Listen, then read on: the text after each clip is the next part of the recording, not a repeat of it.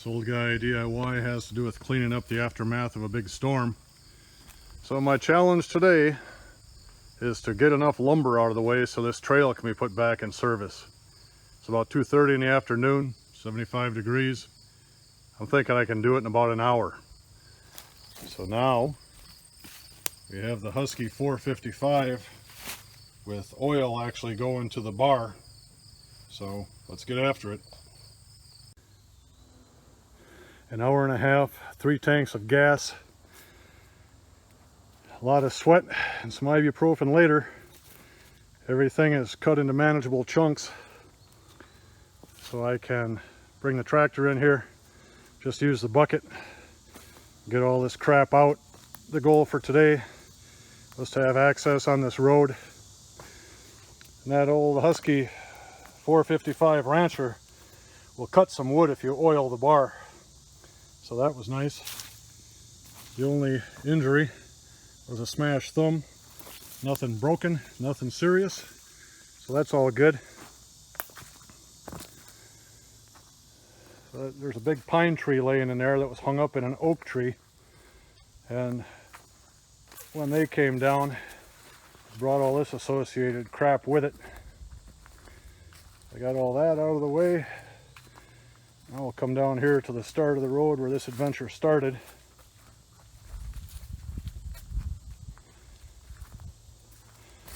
Earlier in the year, that big tree blew over. That was one tree. The lady that lived here thought that was bad. When she saw this mess of crap, made that one look like nothing. So as we round the corner and come out here, we have all the potential hanging obstructions eliminated. Everything is cut into chunks the little 30-horse Kubota can handle. And it's just time to start moving stuff around so she can drive down this road tomorrow. And then it'll be man 1, windstorm nothing. Thank you for watching. Well, it's been 3.5 hours since I started this adventure. You can see the trail is now passable. I just shoved everything up into the woods. This is kind of like us ice road truckers. We just wanted to make room for the load to get through.